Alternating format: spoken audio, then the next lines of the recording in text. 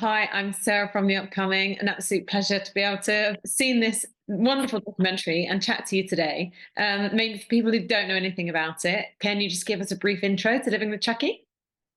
Sure. Living with Chucky is a retrospect on the Child's Play franchise, but also has a hint of personal filmmaking in there, as my dad is the special effects and makeup artist and head puppeteer for the Child's Play franchise since Seed of Chucky. So there's also a warm and touchy feeling to it where everybody discusses the sacrifices that they made as husbands, wives, partners, parents, in order to bring these films to Chucky fans.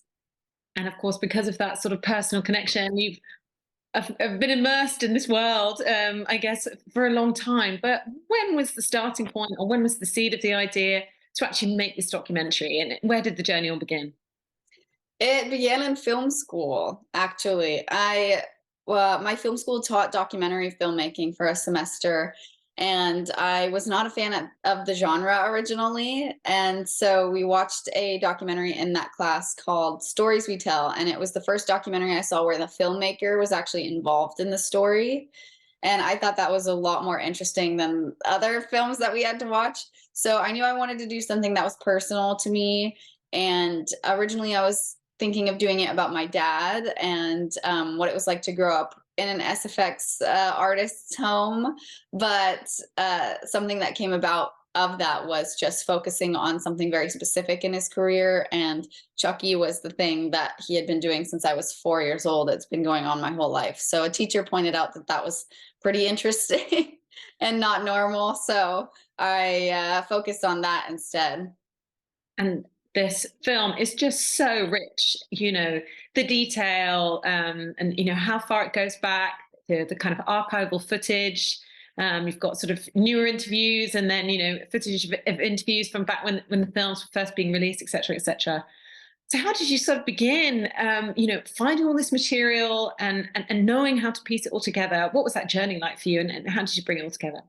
Oh goodness, very time consuming for sure. And I didn't really have a team of editors or research or anything like that. It was just me in a bedroom.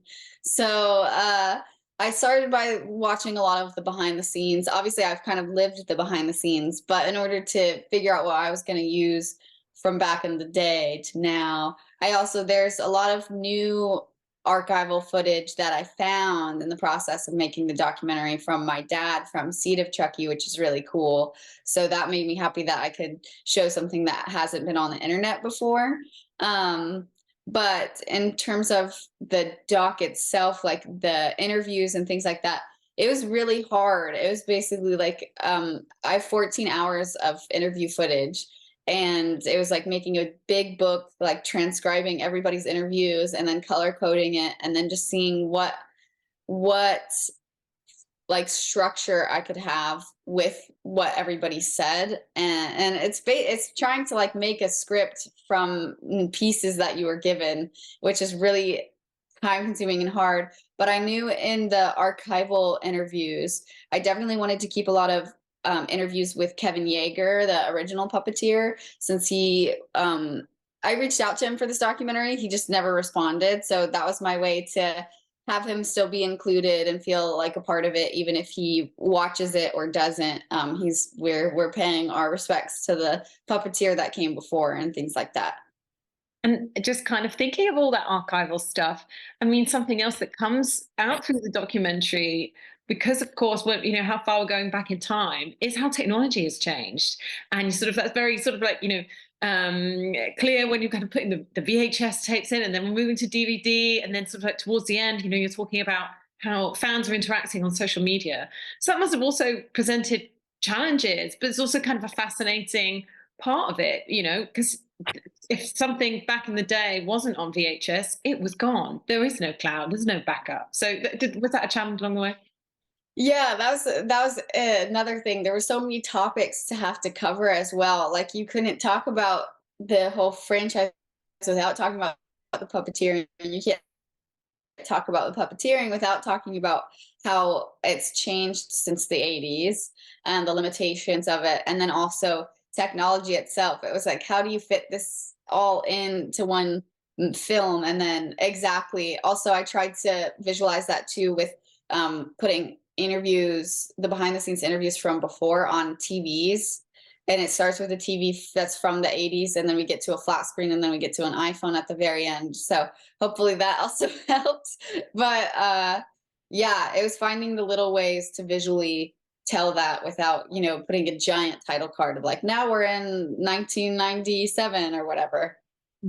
And maybe a stupid question, but were you a fan of the actual movies themselves? Had you seen them all? Sort of like, because obviously you're involved in many of them, but did you almost have to kind of go back and revisit the actual content, the actual films, and kind of, perhaps you could look at it all in a different way when you were coming at this from a kind of documentary maker's point of view? Yeah, I actually hadn't seen Child's Play 2 or 3 before doing the documentary. So that was interesting to watch. And Child's Play 2 is now my favorite in the franchise, which is funny that I hadn't watched it until a few years ago. But yeah, and then kind of like diving into the answers that I received, then having to go at like, I know each Chucky movie way too well now, of having to like scrub through them every film and pick apart which pieces people were talking about so that we could show a clip of the movie while they talk about it. It's it's a lot. And, I think something that I sort of even realized myself is, do you think people, kind of underestimate kind of the horror genre sometimes in terms of, when you see kind of all the themes that are discussed, and the characters and the stories, and how it can be a reflection of different eras even. People but don't think of that immediately when they think of horror, but it is so rich, and it is, there are those character arcs and there are those storylines. So was that another fascinating thing to kind of bring out through the documentary? Absolutely. I'm a big horror fan, and I definitely agree that the horror genre is incredibly underrated. Not only in like the filmmaking sense that it's not really recognized by the Academy and things like that, but also um, it's underrated in just like a fan sense too sometimes. Not the horror fans themselves because they are dedicated to the genre, but like a regular moviegoer definitely wouldn't appreciate it the same way a horror fan would. Um, so yeah, that was also my goal because there are so many real themes that are explored in horror that doesn't get enough credit. Like horror films have always been commentaries on what's been going on at the time that it's been going that movie has been going on, and people don't really clock into that. And on top of that, if it's just like a fun movie where you go to get scares, it's really easy to write off everything and think of it as camp or whatever, or just like cheap. But I guarantee you, it took so many people to make that happen. Same thing as like Chucky. It takes 7 people to really just like make the doll walk, something we all take for granted as walking, like, and for them to make that look real. So it's all the things you're not noticing as wrong that we are taking for granted because it's so many people working so hard to get that. And another thing that it really made me realize is, how horror has changed over the years. So something that's really striking about watching, the Chucky films, how much nowadays horror is just so completely overtaken with CGI. And going back, how tangible it was in terms of it being, of course it's animated and of course it's not real life, Right. but it's so much more tangible than the way, say, if a film like that was being made today, I'm sure they would start from something completely, computer animated. And so do you think that that has such a different feeling, and there's almost kind of like a bit of nostalgia for that, or a newfound love for going back to that in terms of what's scary? Yeah, I absolutely agree that today it's like it's too much. There's a world that exists where CGI can enhance special effects that are filmed on set, but nowadays it seems like it's kind of overtaken special effects. And as an audience member, it's like I can recognize that that's not real, and I'm less invested for the characters or the story because I know that this is something that actually didn't exist for them when they shot it. as well as like, you know, even Megan that just came out recently. It's a real person, and then you know, they also had a doll. There's very different versions for each thing, but in the moments where you can tell it's a person with the mask, that then they would either, if it was animatronic or CG on top of it, whatever have you, I can still tell that that's a person because it's human movements. It's not doll like. And so, not to discredit Megan, but that is one where it's like if that doll was completely practical, I would probably be even more terrified. Mm. And another thing that really comes out is, is how kind of, at the beginning it was kind of more like played for scares, and then it became kind of more about the comedy, and then there was kind of like slowly kind of more of a return to it being scary. And I was thinking, God, even the horror films that I was watching growing up, like it was true that the Scream films almost started to become indistinguishable from scary movie. And was that funny to kind of look back on, and how basically, I guess, our tastes do change. And when the Saw movies were out, then it had to just be more and more extreme, and to Yeah. we were desensitized. So, well, how do you see horror's changed, and where do you think we've landed kind of today? Interesting. Yeah, that was something that was interesting to dive into, especially because I was not born until 97. So like I came in when Seed of Chucky was around, and it went funny, and then they tried to go back to being scary, which I think they did. And then now they're like exploring themes that were rejected at the time with Seed of Chucky, and now are completely embraced in the TV show. So as far as like horror in a broader sense, we've definitely strayed away from trauma porn these days, which is really nice. Although once in a while you'll have like men directors telling women's stories and focusing on things that they do not need to be, and making things way more graphic than they should. But as far as like a common denominator is, I think we're getting back more into suspense rather than playing all the cards at once. Like Haunting of Hill House was really great. And then as far as like other movies coming up, I think we're at a time where we are kind of coming back to having fun with the genre between Megan and Scream 6, where it's like Scream 6 is a little meta because we're talking about the franchise and the reboot, and they're all talking about like this is a franchise now. But people are really enjoying that once again. So it's kind of fun to see horror be less extreme, like how Saw had gone, but also having a resurgence of it being funny and fun again, and playing with it. Mm.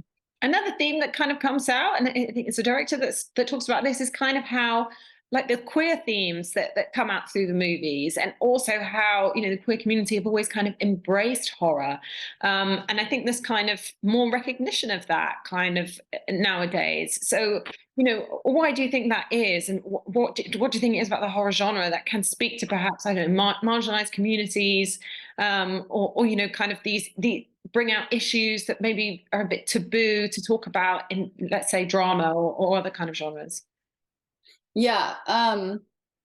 It's again, it's like the times have changed. We're definitely in this, at least in the US, with this younger generation of people like being more outspoken and kind of resisting, and which is basically horror is counterculture anyhow. We've like stumbled upon a generation of kids that are definitely counter to baby boomers and things like that. Gen Z is very anti whatever what they were raised on, if their parents are baby boomers. And so in that is like exploring things that were taboo, that were not supposed to be talked about back in their parents' days. Like LGBTQ things are way more talked about. We're seeing a lot more representation of trans people, of non-binary people, and there's a lot more. It's interesting because we're still in a time period where especially like women are, having their rights. We are going back in time with women's rights being taken away here in the US, of body autonomy and things like that. But in media, it's still progressing forward themes, and having more diverse characters. And I think that comes down to also newer people stepping into the writing rooms and being involved in the creation of it. So I think it's uh, also the Chucky franchise itself has never been shy to talk about it, and never, Dawn never like completely came back from those themes after Seed wasn't received well. Like we still had the babysitter and the sister having like a little affair in Curse of Chucky, and then in Cult of Chucky we have Fiona and Jennifer kissing. So it never went away, but now we've kind of like reached this point in time where we can talk about it more brought more deeply, I guess, and it's not met with the same criticism as before. So it's just a reflection of the times, which is really, really nice to see. But at the same time, you still have people who are upset with it for some reason. Mm. Or a bit kind of, I think it's Jennifer that says it's almost like a backdoor way to helping people like have compassion for characters that, and people that are different to them, because it's not sort of as in your face, not as on the nose as perhaps another type of film might be. Because you're there for the entertainment, you're there for the horror, and then you're kind of surreptitiously being, it's empathizing with characters that are very different to you. Exactly. That's how they get you. They reel you in with what you like, and then you're like, and you're gonna learn something about transgender like today.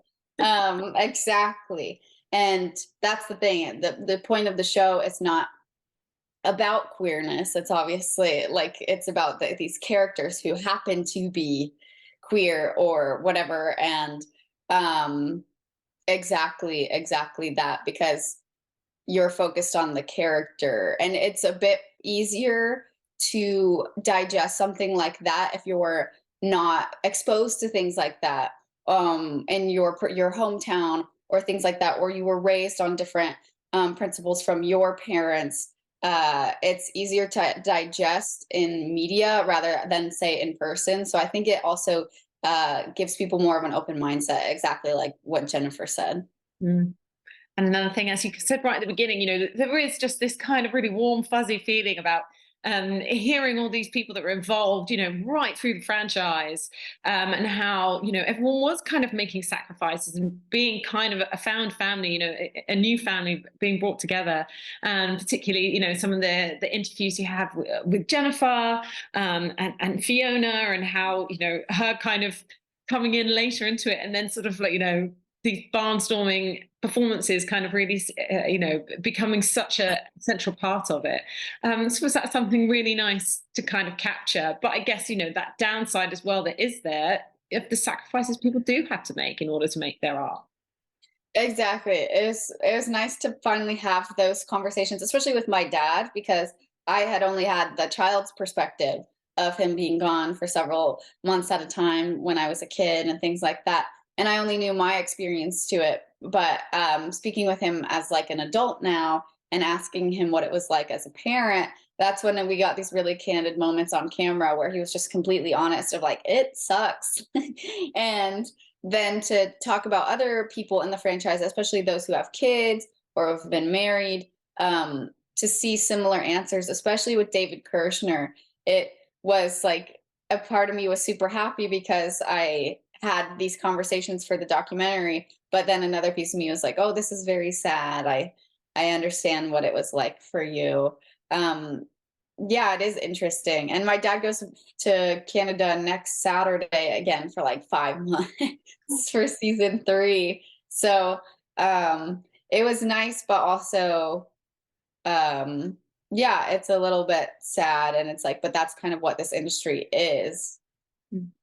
And of course, there at the end, particularly land on just how big the fan base and how loyal and how diverse it is as well. And I think that's just, there is something about horror that it does kind of, people become attached to these things in a way that perhaps you don't see in other types of films and other types of content. So was that something also quite joyous to see? And did you land on your own reason? Like, what is it about Chucky that people just, really connect with? Yeah. Um, exactly. Like horror, there is no other genre where people come to conventions and cosplay nerd out or have their own independent businesses that are dedicated to a show that they love. Like that's one of the best parts about horror, for sure, is that it's the people banding together to keep it alive. Like no other, because it's not recognized by its own industry as much. So no other genre is like really dependent on fans coming out to see it. It's really horror fans that keep it alive, which is so wonderful and weird in a way. And then as far as Chucky goes, he first of all has a great personality. His one-liners are always fun. And Brad Dourif's voice is iconic. I don't think if it weren't Brad's voice, I don't think it would be the same. And also, it's in a weird way a character that we root for, in the sense that as a horror fan, it's a doll that's only 3 feet tall. He has limitations, and it's kind of just like you kind of want to see how far it could go of what a doll could do. And so that's something that's a bit different about Chucky, is like his personality and him being the underdog is kind of fun to watch and see how it plays out. Mm. And ultimately, what do you hope people are going to take away from watching it? Because you're going to have people coming to this who are already kind of Chucky nerds. You're going to be coming, some people coming and maybe not never having watched, one of the films. Right. So what do you hope people take away? I hope that people take away. Well, if you're an older fan and you've been here since the beginning, a lot of things are going to be things that diehard Chucky fans know. But I really tried to do my due diligence of opening the door to newer Chucky fans, or if you'd only seen a Chucky movie, you could still follow along and learn something in the documentary, and giving something still new to the older generations of fans. So if you're an older generation of Chucky fan, I hope you have a deeper understanding and appreciation for a franchise I hope you already loved. And if you're new, I hope you learn something about this franchise and also understand and appreciate it deeper than you would without having seen the documentary. And maybe it'll motivate people to go back and watch the Chucky movies with a new perspective. Mm. And can you tell us what you might be working on next? Do you know what you're going to do for your next project? I am getting back into the narrative genre. I shot and directed a making of film on the Foo Fighters movie Studio 666 that came out last year. So I shot that for like 2 years also while I was finishing this. And that's in the hands of a studio. So I hope something comes together for that, and it's a documentary that people can see at some point. But I'm trying to exit the documentary space for now and get back into narrative filmmaking. So I hope to do a short or two to get back into it, and then hopefully my first feature in horror. Nice. And do you see the landscape coming in as kind of like, a young filmmaker, a female filmmaker? Do you see that there's lots of opportunities out there? Do you think it's easier than it was in the past, or how does it look from your perspective? Women are having more opportunities than they ever have, but at the same time, it's not enough. Like, if you look at, say, like Blumhouse, where it's a horror production company, there still are not nearly enough women directing the feature films. They're getting opportunities in TV, which again is a step up and great, but it's not enough. You're not giving the opportunities for women to be directing the theatrical releases and things like that. So it is easier, and obviously I have the privilege of having a parent in the industry and in this genre, but it's still this fact of being a woman, it's still incredibly hard. Like, even with this documentary, it was like I'm very young and a woman, and I'm very short and small, and so people don't take me seriously all the time.